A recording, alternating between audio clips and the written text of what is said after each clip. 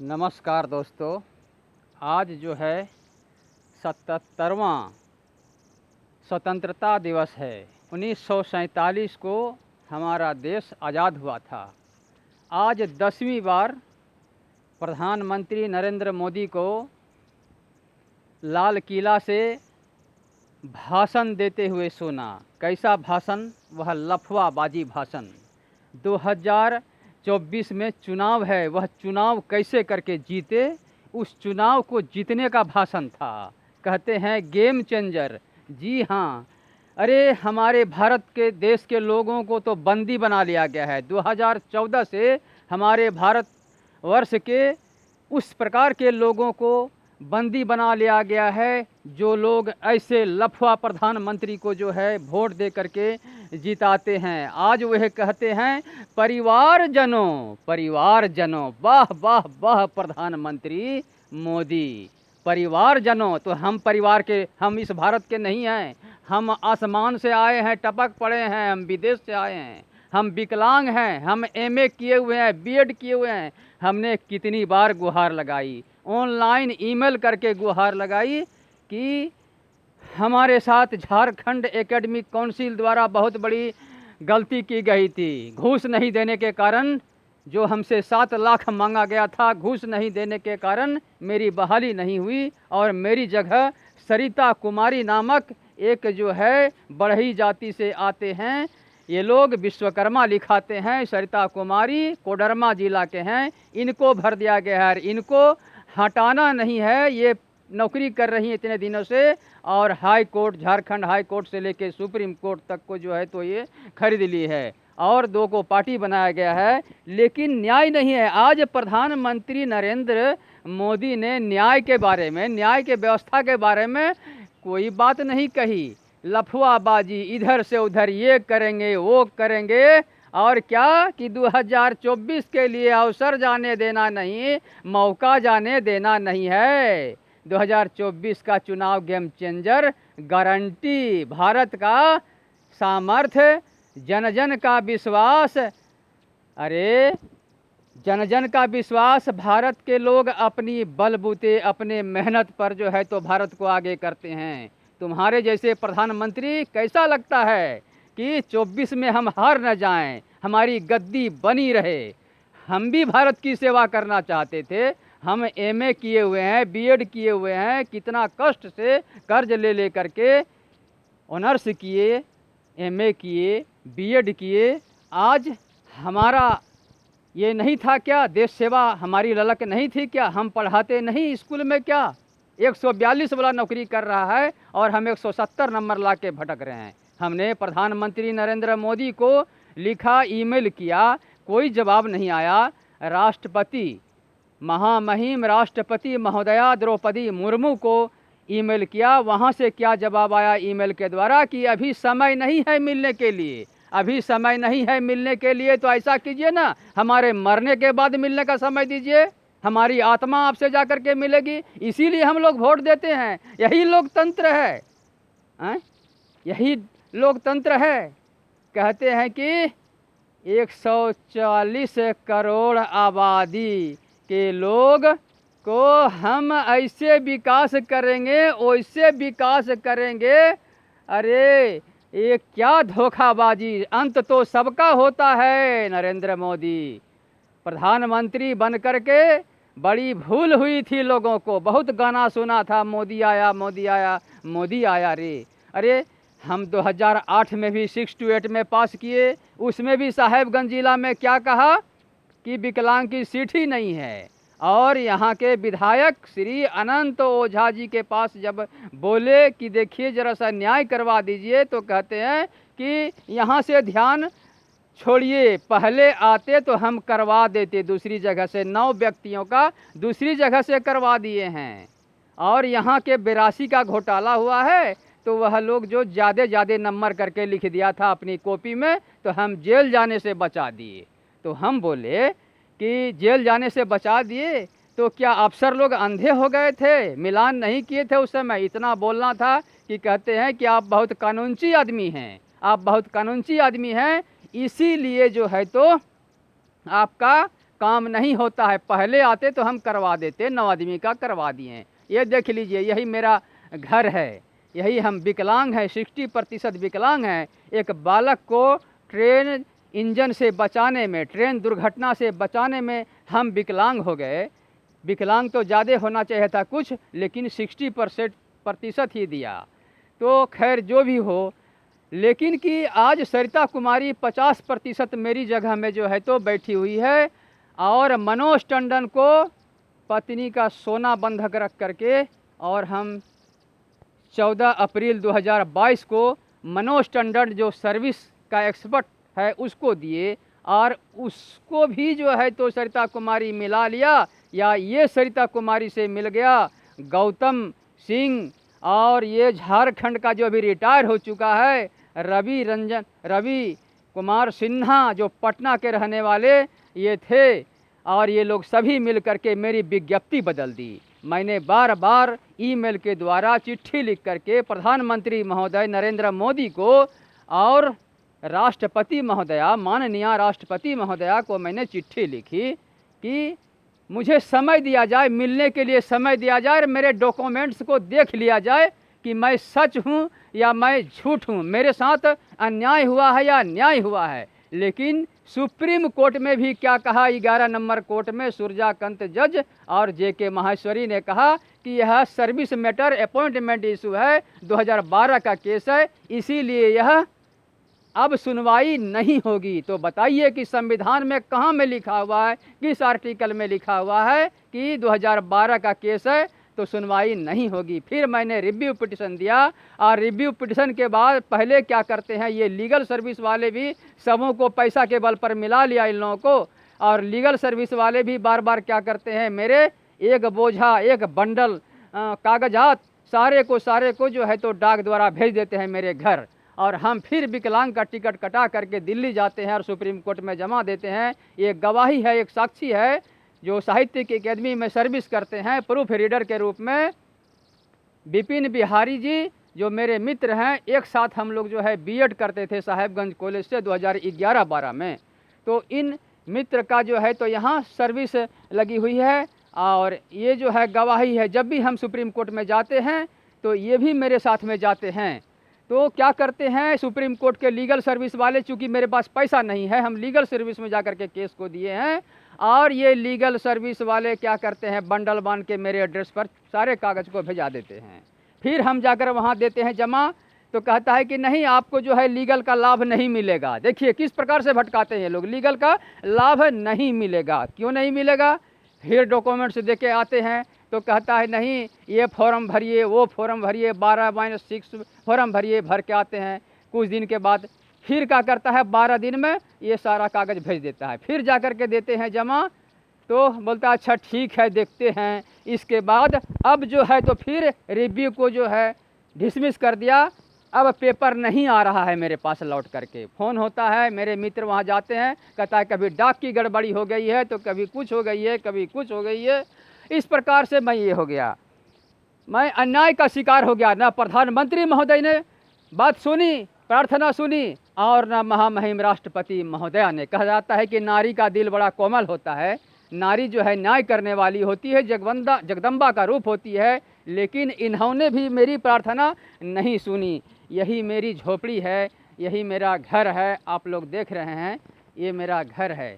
और मेरी ये बदतर स्थिति का कारण एकमात्र प्रधानमंत्री महोदय नरेंद्र मोदी है और राष्ट्रपति महोदया है कि इन लोगों ने विचार नहीं किया हम किनके पास जाएं, भारत के लोग किसके पास जाएं। आप लोग बहुत जो है तो झंडा उठाते हैं और दौड़ते हैं, मोदी आया मोदी आया, और 2024 में फिर देखिएगा ना अभी क्या क्या हो रहा है कि कोई इटली से आता है तो कोई पाकिस्तान से आता है, और नरेंद्र मोदी जी शादी करके पत्नी छोड़ करके गुजरात से दिल्ली आते हैं। अरे कोई कहीं से आए, भारत के निवासी हैं भैया मेरे, और कोई भी नेता बन जाए, मानवता एक चीज़ होती है ना, लेकिन आप लोगों ने मानवता को खो दिया है, मानवता को खो दिया है। ये करेंगे वो करेंगे, 2024 के लिए किस प्रकार से भीख मांग रहे हैं तरीका से। आप बुद्धिमान तो हैं, बहुत चालाक हैं, लेकिन कि भैया रे इतिहास लिखेगा आप कितने चालाक हैं। और नहीं तो अभी भी मैं आपसे प्रार्थना कर रहा हूँ कि मुझे न्याय मिले। हैं? आपका शासन है और आपके शासन काल में जो है हाई कोर्ट है राज्यों में और सुप्रीम कोर्ट है दिल्ली में। अरबों अरबों का खर्चा होता है। किस लिए खर्चा होता है? न्याय के लिए। हैं? आप क्या बोलते हैं कि हम बहुत न्यायी हैं, सर्वजन हिताय, सर्वजन हिताय और सर्वजन सुखाय। यही करते हैं, सर्वजन हिताय और सर्व सुखाय। शर्म नहीं आती है आपको? प्रधानमंत्री बने हुए हैं।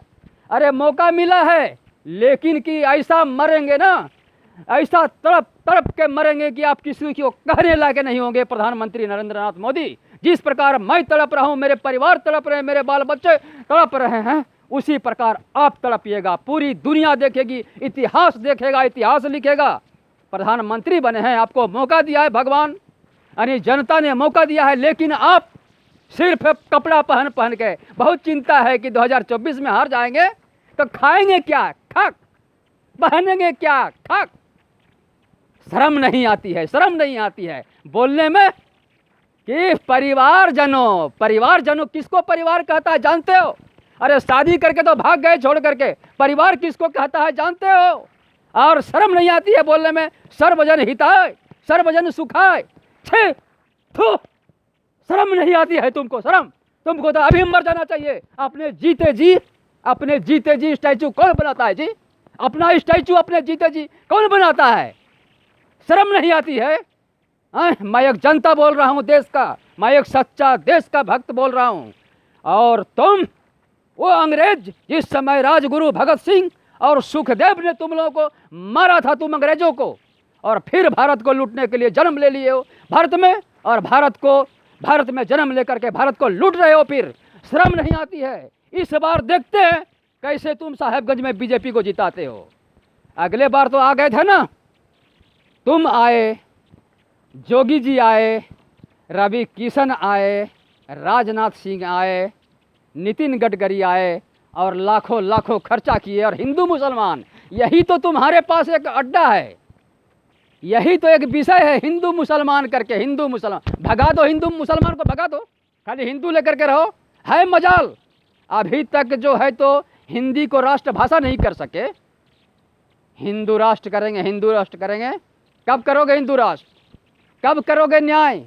कब तुम्हारे शासनकाल में जो है तो सुप्रीम कोर्ट और जज और हाई कोर्ट और जितने भी कोर्ट हैं ये बेलगाम हो चुके हैं, कब तुम उसको लगाम दोगे? तुम्हारा शासन है और ये न्याय करने वाले अन्याय के लिए लुट गए हैं, अन्याय कर रहे हैं, लुट रहे हैं। न्याय नाम की चीज़ नहीं है तुम्हारे शासनकाल में। और अभी भी मौका है इस विकलांग को न्याय मिले, अभी भी मौका है इस विकलांग को न्याय मिले। और नहीं तो मैं श्राप देता हूँ, मैं श्राप देता हूँ, तुमको किसी को दिखाने के लायक बीमारी नहीं होगी। ऐसी बीमारी होगी ना, तुम तड़प तड़प के रात दिन तड़प तड़प के मरोगे। प्रधानमंत्री नरेंद्र नाथ मोदी, ये विकलांग का अभिशाप है, ये विकलांग का अभिशाप है। तुमने बहुत बड़ा पाप किया है। और महामहिम राष्ट्रपति महोदया द्रौपदी मुर्मू, मैं आपसे अभी भी प्रार्थना कर रहा हूँ कि मुझे न्याय मिले। मेरे डॉक्यूमेंट्स देखिए, मैंने यह भी कहा कि मुझे इच्छा मृत्यु का अनुमति प्रदान किया जाए। मैं सल्फास की गोली खाऊंगा और दुनिया से अलविदा हो जाऊंगा। ये मेरा घर है, ये आप लोग देख रहे हैं, ये मेरा घर है। और आज मेरी जगह में सरिता कुमारी नामक औरत नौकरी कर रही है, लेकिन कि ये सारे हाई कोर्ट से लेकर सुप्रीम कोर्ट तक सब बिक जाने वाले और चंद्रचूड़ जो वहाँ के जज हैं, मुख्य न्यायाधीश हैं, उन तक मेरी चिट्ठी जाने नहीं देती है। शायद उन तक मेरी चिट्ठी जाती, पहुँचती तो मुझे न्याय मिलता, लेकिन उन तक मेरी चिट्ठी नहीं पहुँचती है। यह देश जो है तो किसानों, मजदूरों, श्रमिकों, इंजीनियर, डॉक्टर, यानी हर तरह के लोग, हर तरह के लोगों के परिश्रम का फल है मोदी। तुम्हारा कुछ नहीं, तुमने तो जीएसटी लगवाया, तुमने तो नोटबंदी करवा दिया, क्या क्या करवा दिया। मणिपुर के बारे में बोलते हो ना, मणिपुर के बारे में 2 महीना के बाद जब वायरल हुआ तब तुमने सुनी। अगर ये बताओ तुम्हारे माँ के साथ ऐसा होता तुम्हारे माँ को यदि इस तरह नग्न करके रोड में दौड़ाया जाता तो क्या तुम चुप रहते? बताओ, तुम चुप रहते क्या? तुम अभी उसको फांसी मिल गई होती, लेकिन सिर्फ भाषण दे करके तुम रह गए। जानते हो उसके पति जो देश के सेवक थे और उसकी पत्नी के साथ इतना बड़ा अन्याय हुआ, नग्न करके उसकी इज्जत ले करके दो महिला को और घुमाया गया, और तुम लोग चुप रह गए। खाली एक ठो आज क्या बोलते हो भाषण में, वोट लेने के लिए, वोट लेने के लिए मणिपुर का उल्लेख करते हो, उस घटना का उल्लेख करते हो आज तुम, और नहीं तो तुमको ये सब जरूरत नहीं थी करने की। लेकिन कि तुम 24 में अगर जीत भी जाओगे ना, कितना दिन, इसलिए कि तुम तो बंदी बना लिए हो देश को, तो बंदी वाले तो तुम्हें ही वोट देंगे ना, बंदी वाले तो तुम्हें ही वोट देंगे ना। बंदी वाले तो उसको बंदी बना लिए गए हो, उसको बंदी बना करके रखे हो, तो वह दूसरे को वोट देगा कैसे करके? अगर स्वतंत्र रहता तो वह वोट देता। आज स्वतंत्रता हम जैसे लोगों के लिए नहीं है, हम जैसे लोगों के लिए स्वतंत्रता नहीं है। अगर रहता तो मुझे न्याय मिलता कि हम 170 नंबर लाए, 142 नंबर वाला सर्विस कर रहा है और कोई कानून नहीं, कोई न्याय नहीं, विज्ञप्ति बदल दी जाती है। ये मामूली बात है क्या? उस जज को तो फांसी होनी चाहिए, उस जज को, झारखंड हाई कोर्ट के जज को। और क्या लिखता है कि एजुकेशनल कॉलम इसने खाली छोड़ा है। रे बेवकूफ़ कहीं का, जज तुमको बनाया किसने? एजुकेशनल कॉलम खाली नहीं था, कहीं कोई एजुकेशनल कॉलम खाली नहीं। इसीलिए तो मैं बोलता हूँ प्रधानमंत्री को, माननीय प्रधानमंत्री, अगर अच्छे से काम करते हैं तो माननीय प्रधानमंत्री, और नहीं तो धोखेबाज, ठग, मक्कर जो देश को ठग रहा है। सुंदर सुंदर बातों से देख देख कर भाषण बोलने वाला, खूब सुंदर से भाषण लिखा लिया गया है विद्वान से, और देख देख करके भाषण बोलने वाला गेम चेंजर भाषण 2024 के लिए शर्म आनी चाहिए। अभी भी मौका है, अभी भी मौका है, ईश्वर मौका दे रहा है। और माननीय राष्ट्रपति महोदया कि मुझे समय दीजिए, मुझे बहाली दीजिए ना दीजिए, लेकिन मेरे पेपर को देख लीजिए, पेपर को देख लीजिए कहाँ तक क्या हुआ है मेरे साथ में, कितना बड़ा अन्याय हुआ है। तो देशवासियों, आप लोग सोचते हैं कि हम लोग आज़ाद हैं, बहुत झंडा फहराते हैं। आप मेरी बात सुन करके आप देखिए, आप अपने से निर्णय कीजिए कि हम कहाँ तक स्वतंत्र हैं, हम कहाँ तक स्वतंत्र हैं। आप लोग देख लीजिए, विचार कर लीजिए। अगर न्याय मिला तो ठीक नहीं है, और नहीं तो इस मोदी को ऐसा अभिशाप लगेगा, ऐसा अभिशाप लगेगा इस मोदी को, यह इस प्रकार से तड़प तड़प करके मरेगा।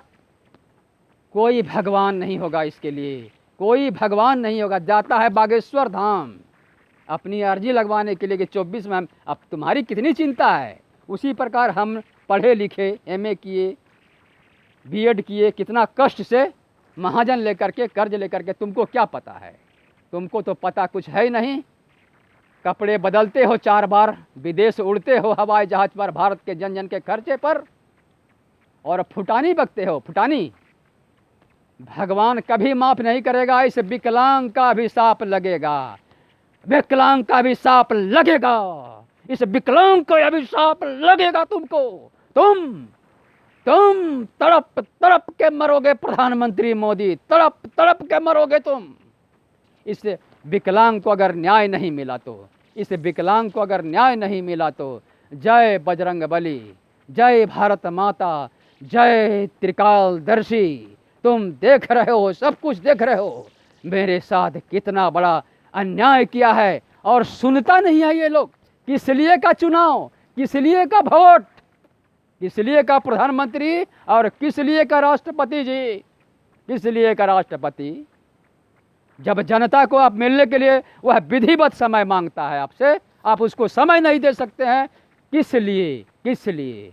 जय हिंद, जय भारत। अभी असली लड़ाई लड़नी है देश स्वतंत्र होने के लिए इन गद्दारों से। असली लड़ाई स्वतंत्रता के लिए लड़नी है इन धोखेबाजों से। भारत की जनता समझिए, समझिए भारत की जनता, और नहीं तो बंदी बने हुए हैं तो क्या समझेंगे। जय हिंद, जय भारत। फिर भी कोशिश करनी है, ऐसे गद्दारों को जो जन्म ले लिया है भारत में, इसे हटाना होगा, इसे हटाना होगा। और 2024 का चुनाव में देखते हैं साहेबगंज जिला में कैसे करके ये लोग जीतते हैं। हम भी तो लड़े थे ना, इसीलिए तो लड़े थे। और देखे थे ना 2019 के चुनाव में मात्र हम लोग मात्र दो आदमी और मोटरसाइकिल की सवारी, 4 दिन का समय, और जनता जनार्दन से ने हमें 23 कैंडिडेट में निर्दलीय में 5वां स्थान में पहुंचा दिया, 5वां स्थान में पहुंचा दिया। तो नरेंद्र मोदी, देखते हैं बीजेपी को कैसे करके जिताते हो इस बार साहेबगंज जिला में राजमहल विधानसभा में। इसलिए कि मुझे अगर न्याय मिल जाता ना तो हम ये सब नहीं करते, लेकिन जब न्याय नहीं मिला हमको तो 2024 के चुनाव में मर मिटेंगे। लेकिन देखते हैं बीजेपी कैसे जीतता है, यहाँ कैसे जीतता है। हाँ, बंदी बना लिए हो वही तो वोट देगा ही, बंदी बना लिए हो जिसे, वे तो चमचागिरी करेंगे ही। अंधे को तो जहाँ में टिप्पा दिलवाओ, अंधे को जहाँ में बटन दबवा दो, वो तो वहीं दाबेगा ना। और ट्रक के ट्रक बदली करवा दो, ईवीएम में वोट डलवाते हो, जो मन सो करते हो। तुम्हारे शासनकाल को इतिहास याद करेगा। अंग्रेजों के अधीन रहा 200 साल तक, तुम्हारे अधीन 10 साल हो गए भारत को गुलामी में रहते हुए। यह भारत, यह तुम्हारी गुलामी कर रहा है। नरेंद्र मोदी तुम्हारी गुलामी कर रहा है। यह भारत के अंधे लोग गुलाम है, बंदी बना करके तुम उससे वोट लेते हो। तुम न्याय नहीं कर सकते, तुम्हें शर्म होनी चाहिए, तुम्हें शर्म होनी चाहिए। तुम्हें न्याय नहीं कर सकते हो, तुम्हें शर्म होनी चाहिए। यही तो है।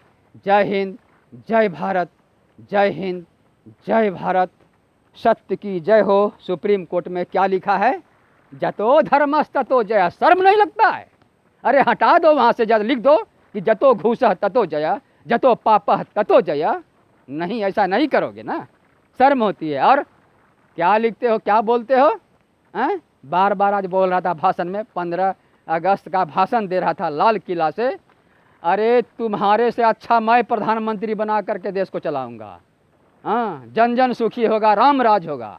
और तुम क्या राम राम करोगे? तुम क्या देश को सुखी रहोगे? तुम सर्वजन हिताय सर्वजन सुखाय। तुम तो सर्वजन दुखाय, सर्वजन दुखाय, सर्वजन दुखाय, सर्वजन दुखाय, सर्वजन दुखाय। इसके पास, तुम्हारे पास कुछ नहीं है। तुम्हारे पास शर्म आनी चाहिए, शर्म आनी चाहिए।